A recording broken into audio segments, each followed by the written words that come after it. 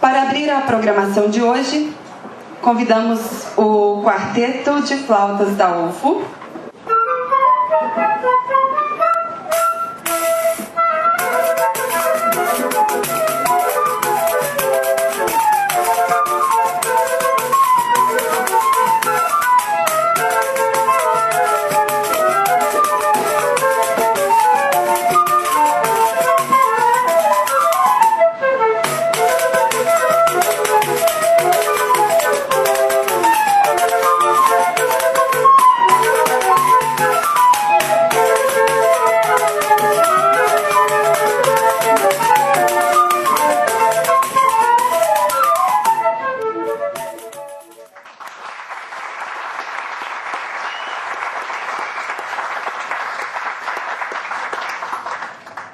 Boa tarde a todos. Primeiramente, queria agradecer o convite. É um prazer e uma honra para mim estar aqui mediando essa mesa.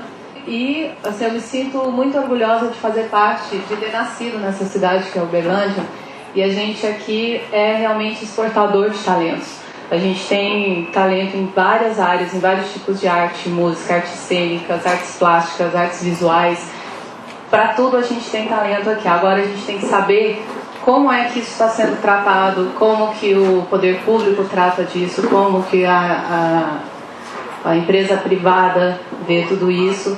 E é para isso que eu estou aqui com a Maria Helena e o Rômulo, para a gente discutir gestão cultural e formação profissional. Então, para começar, ladies first, Maria Helena. Bom, em primeiro lugar, eu queria agradecer muito o convite, em nome do Rubens, mas assim, em nome de toda a equipe, que é agradecer ao Rômulo também, que é meu parceiro de mesa e companheiro também de muito tempo. E a importância mesmo e a alegria que eu fico de participar de um seminário de Economia da Cultura e Diversidade Cultural aqui em Uberlândia, que, como você disse, é uma cidade que tem um trabalho muito rico nessa área, na área cultural já há muitos anos. Bom, a minha fala aqui é o resultado do meu trabalho de pesquisa para a dissertação de mestrado na FAI e que resultou no livro. Então, vou trabalhar aqui um pouco essa questão do processo de formação do gestor cultural e automaticamente a questão da própria constituição da profissão. Tá?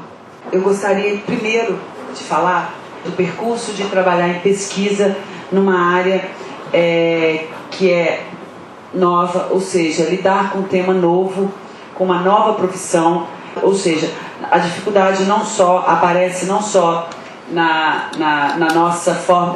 no nosso campo de atuação, no nosso dia a dia, mas também no momento que a gente vai buscar uma pesquisa e um estudo mais aprofundado sobre o tema.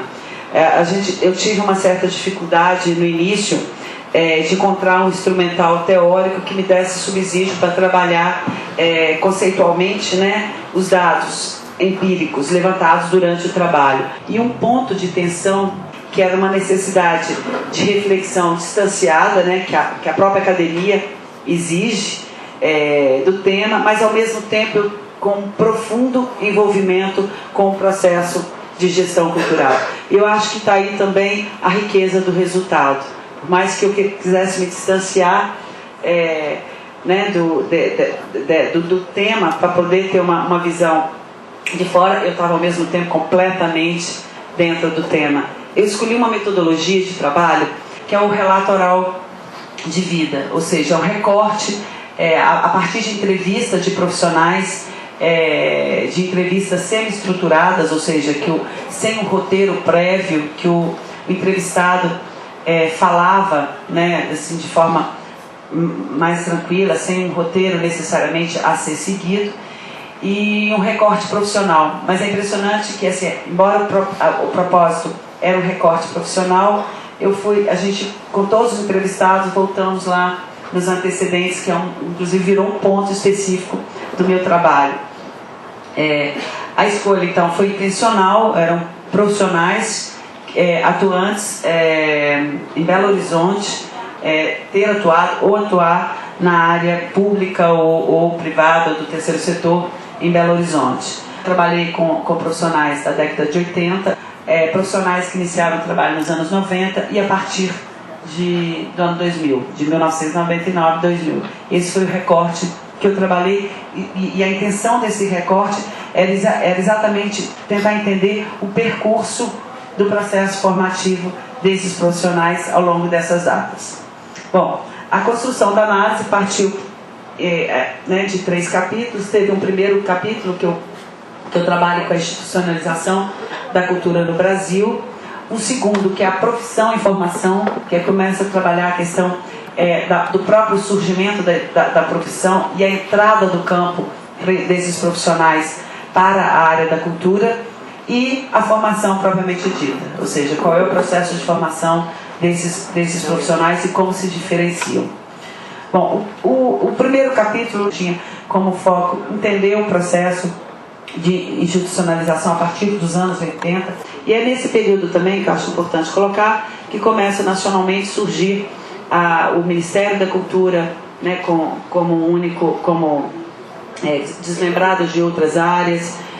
No caso de Minas Gerais, a Secretaria de Cultura é criada, inclusive, anteriormente ao Ministério, em 1983. E no caso de Belo Horizonte, né, a Secretaria Municipal de Cultura também é criada nos anos 80, no final dos anos 80 e 89. No caso da Secretaria de Cultura de Belo Horizonte, eu me detive um pouco mais no estudo e foi muito interessante perceber que eu comecei com o decreto de criação da Secretaria Municipal, mas fui voltando até os anos 70 com os decretos. E eu achei muito interessante, na hora que eu fui fazendo uma análise, como que você vai acompanhando os próprios decretos de criação das secretarias, e aí até chegar à Secretaria Municipal de Cultura. E a gente percebe um percurso de profissionalização do próprio setor, né, através dos decretos. Eu achei muito interessante, destaco isso, mas não é o foco para a gente aqui. Eu prefiro começar a trabalhar com a questão da gestão cultural, profissão em formação, que eu tinha como objetivo compreender o processo de constituição do campo da gestão cultural em Belo Horizonte, tá? Os entrevistados, eles não são identificados nominalmente, são nomes fictícios. Ao não nomear as pessoas, qualquer pessoa se pode se identificar com elas, é interessante. Eu sempre ocorre na fala sobre esse material, alguém com aquela sensação, eu tenho a sensação que você me entrevistou, né? É exatamente porque busquei trabalhar dessa forma. Bom, a hipótese que a formação profissional dos agentes culturais no cotidiano do trabalho surge no cotidiano do trabalho, caminhou paralelamente à própria trajetória de construção dessa profissão. Isso fica muito claro à medida que vai fazendo, que eu vou trabalhando as entrevistas. O outro ponto que eu gosto, né, que eu trabalho, que eu chamo até de rito de passagem, assim, quais foram os motivadores que levaram essas pessoas, né, a escolher o campo profissional na área da cultura, e nesse caso, mais especificamente, a gestão cultural. Ou seja, trabalhar os antecedentes, e que é o acesso e a fruição de bens culturais desde a infância. Isso é uma coisa muito clara que fica no meu trabalho, que é o papel da família, o papel da escola. Tá? Há nesses trabalhos uma crítica ao trabalho da escola básica. É uma discussão que a gente tem que manter sempre atenta, que é a relação entre educação e cultura. Se a gente vai discutir formação de público, se vamos discutir, seja para o teatro, para a dança, para o cinema, a gente tem que estar discutindo essa relação entre educação e cultura. Além da família e da escola, é o envolvimento com os movimentos sociais. A escolha por esse caminho, ou seja, o momento de tomada de decisão aí, qual é a profissão, qual é o trabalho, é sempre um desafio e uma tensão, assim, nesse momento de tomada de decisão. Por quê? Primeiro, não é uma profissão reconhecida socialmente, né? Não era. A pressão familiar, pressão social, ou seja, o que você vai ser na vida, meu filho? Até agora você ainda está, né, com essa profissão que ainda não reconhecida. Ou seja, mas em determinado momento, principalmente em meados dos anos 90 para frente, o próprio tema da profissão e do profissionalismo, da profissionalização desse setor começa a ser um desafio. É a própria visão clara da complexidade, ou seja, do processo de complexificação do campo da cultura a partir dos anos 90, ou seja, o surgimento de novas profissões.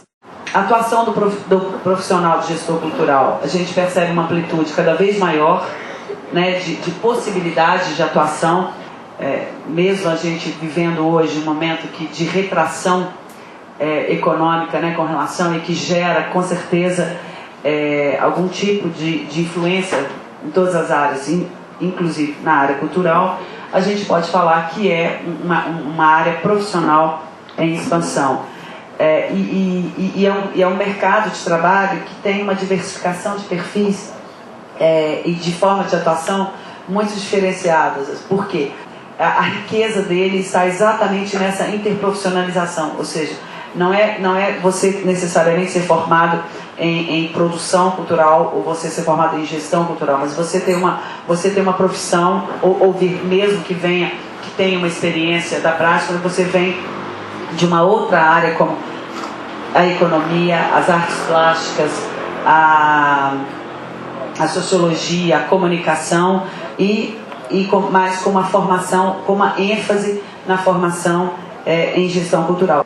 A indefinição da diferença entre produtor e gestor, que eu acho que hoje já está muito mais clara essa discussão para todo mundo, é uma discussão do próprio posicionamento no mercado de trabalho, tá? Quem são esses profissionais? Na verdade, são duas profissões que em muitas situações elas se complementam, tá? Um complementa o outro. E numa pergunta sempre, mas qual que é a diferença assim, básica, né? De uma forma bastante sucinta, que o produtor ele tem se colocado de uma forma como um profissional mais executivo, e o gestor no âmbito mais mais estratégico, político, enfim. Mas não significa que o produtor não seja estratégico, não seja, tá? Não significa isso. Mas numa diferenciação básica, a gente pode colocar esses dois pontos. Gosto de colocar essa questão a respeito do reconhecimento social da profissão, não necessariamente a regulamentação, tá? Essa é uma discussão controversa, não é uma questão simplesmente de você fazer uma regulamentação, correndo risco, inclusive, de uma segmentação muito grande da área, de corporativismo, que a gente sabe que às vezes ocorre nesse processo de regulamentação, a exigência, porque regularizar uma profissão significa você ter necessariamente uma graduação específica que certifique esse profissional. E no meu ponto de vista, eu acho que não cabe isso para uma profissão como a gestão cultural, que é completamente dinâmica, que tem um processo contínuo de formação, e não necessariamente essa formação estruturada dentro de num curso regular de graduação. Eu sou a favor muito mais de você fazer uma complementação de formação na área de gestão. Bom, mas os primeiros passos para o reconhecimento profissional encontra-se o reconhecimento nos próprios encontros de formação, o reconhecimento dos pares. Isso é fundamental para o próprio reconhecimento da profissão. E, por fim, essa questão da formação profissional, né? Quais foram os meus objetivos ao pesquisar esse trabalho, que é identificar processos formativos diferenciados, ou seja, uma questão que acontece e é muito perceptível, é a construção do seu próprio currículo. Você vai construindo o seu currículo de uma forma paralela ao próprio processo acadêmico. E a própria profissionalização da gestão cultural. E dentro dessa questão das formas, eu identifiquei duas formas de entrada para esse campo profissional. A primeira, que cabe à geração inicial, que vai construindo essa sua entrada no campo a partir da prática, ou seja, do cotidiano, no dia a dia, que vai construindo, ou seja, quase por acaso. Quando a pessoa assusta, ela já é um profissional da área de produção ou de gestão cultural. Já a segunda, que é a geração mais recente, já, aí por todas aquelas questões que eu já coloquei anteriormente, da possibilidade de cursos de formação, seja extensão, especialização, o reconhecimento profissional, reconhecimento dos pares, né? E eles já buscam essa profissão consciente da inserção como profissional da gestão cultural. Assim, já tem um referencial coletivo para que ele possa dizer, não, eu quero ser um gestor cultural, eu quero ser um produtor cultural, ou seja, e já direciona a sua escolha. Mas uma coisa que é muito clara, que nos anos 80, eu vou falar um pouquinho anos 80, 90 e depois, era difícil falar, eu quero ser isso. Né? Na verdade, você ficava ali naquela trabalhando, já era uma atuação nessa área, mas você não tinha elementos nem referenciais para que você pudesse afirmar qual era a sua, de fato, o seu trabalho e a sua profissão. É o início, né, da estruturação interna desse setor, redimensionando o papel da cultura perante a sociedade. É um período dos anos 80 que é muito rico em relação a isso. E é nesse período que começa a estruturar essa formação que hoje a gente tem de uma forma muito mais clara. Ou seja, é a partir da prática que se constituiu alguns conceitos e algumas questões relativas ao processo de formação hoje do profissional. Já nos anos 90, o ano 90 é aquela mescla, né, assim, que você tem, é um período de transição que você encontra pessoas que ainda estão vivendo esse processo de entrada para o campo, ainda sem uma percepção, que já está atuando no campo, mas você já tem claramente a identificação de pares profissionais, que eu acho que isso é um dos principais pontos do processo de reconhecimento da profissão. E a partir de 99, no ano 2000, a geração mais nova, que a gente já dá para perceber maior a própria consolidação da gestão cultural no mercado de trabalho. E a entrada para o campo da cultura veio no processo de formação, ou seja, começa a ter cursos, encontros formativos, existência de um conhecimento mais sistematizado sobre o fazer da gestão cultural, já, né, a identificação dos pares já é alguma coisa muito clara, e a forma de entrada de uma forma mais consciente da atitude, né, de estar atuando num setor novo, e isso já não assusta tanto mais, essa questão de você estar atuando num campo profissional novo. E alguns pontos a gente já começa a identificar do próprio reconhecimento do setor, que é, né, atualmente muito claro. A gente pode, alguns exemplos, na cidade de São Carlos hoje você já tem concurso público específico para a área de produção cultural dentro de um órgão público, já com exigências de leituras específicas da área. O próprio Ministério da Cultura, através, né, da implantação do Sistema Nacional de Cultura, preocupado em trazer nacionalmente um programa de formação em gestão cultural. E isso em vários outros âmbitos a gente percebe, tanto no Estado quanto em vários municípios, essa preocupação com a formação desse profissional, seja no âmbito do setor público, no âmbito privado e nas organizações não governamentais também. Com relação à questão qual o significado da dimensão dada à formação, ou seja, a capacidade que esses profissionais têm de refletir sobre a prática, ou seja, o que se entende por formação dentro desse contexto, né, da gestão cultural. Orientam-se na busca de informações que os ajudam a conduzir o próprio trabalho, e significa ter acesso a uma reflexão sistemática voltada para os processos da gestão cultural, a disponibilização, né, de uma bibliografia específica para a área e principalmente a possibilidade de acesso a espetáculos artísticos como forma de desenvolver um olhar crítico e uma linguagem sensível sobre o objeto do trabalho. O que o diferencia de qualquer outra gestão é essa capacidade e essa sensibilidade para a compreensão do campo cultural e artístico. Aí sim ele pode ser denominado um gestor cultural. Então entendemos, né, a formação de gestores culturais nos seguintes sentidos: como reflexão sistemática, mantendo um diálogo com campos teóricos que respondam à especificidade do tema, como encontros formativos que levaram também ao reconhecimento dos pares, como diversidade de experiências profissionais que marcaram a amplitude de ação do setor, ou seja, são elementos, né, que levam a gente a refletir sobre a formação do gestor, e como identificação de referenciais suficientemente coletivizados que possam delimitar um campo comum de atuação. Eu acho que aqui é o grande ponto que a gente tem. É fundamental para qualquer profissional da área conhecer o local onde atua, conhecer as diferentes áreas culturais e artísticas, acompanhar de forma ativa as políticas culturais vigentes, seja no âmbito estadual, municipal ou federal, conhecer temas específicos da economia, dos princípios jurídicos, dominando técnicas de planejamento e gerenciamento da área cultural e métodos de avaliação, e dominar conhecimentos das áreas de comunicação e marketing.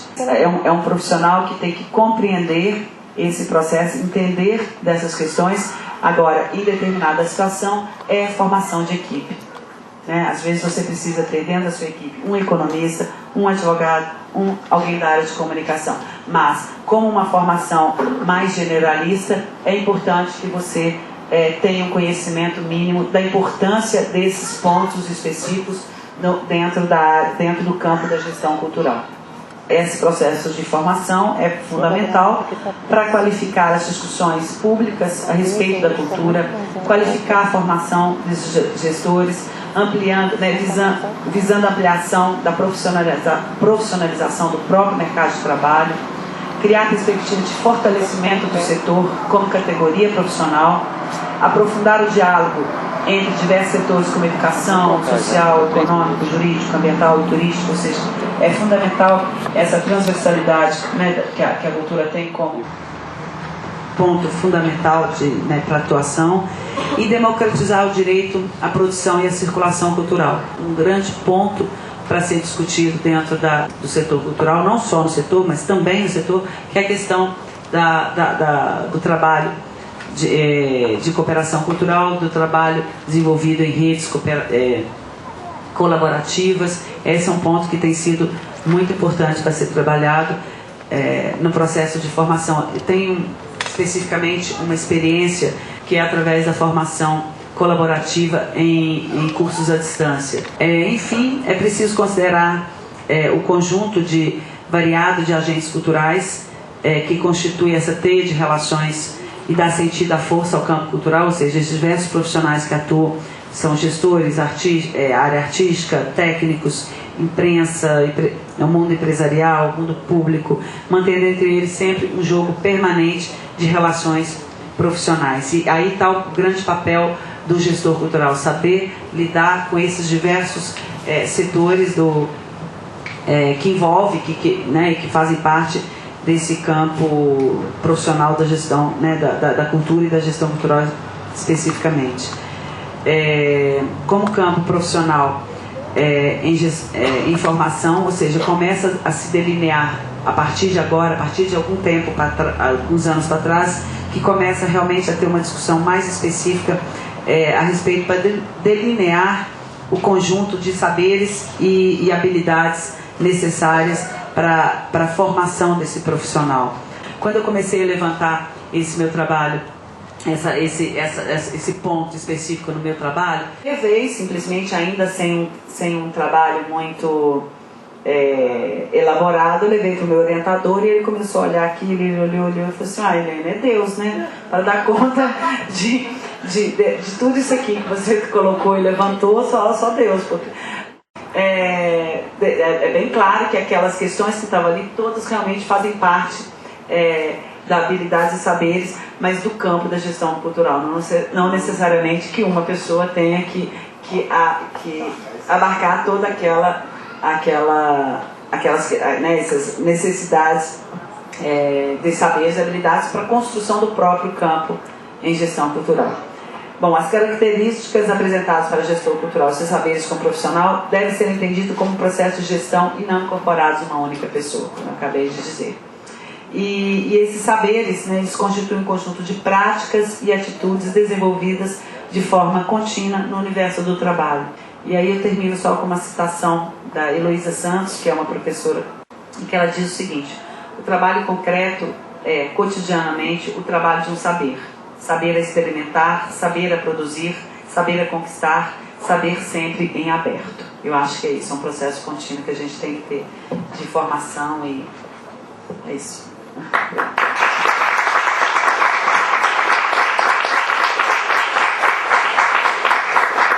Obrigada, Maria Helena. Agora passo a palavra ao Romulo.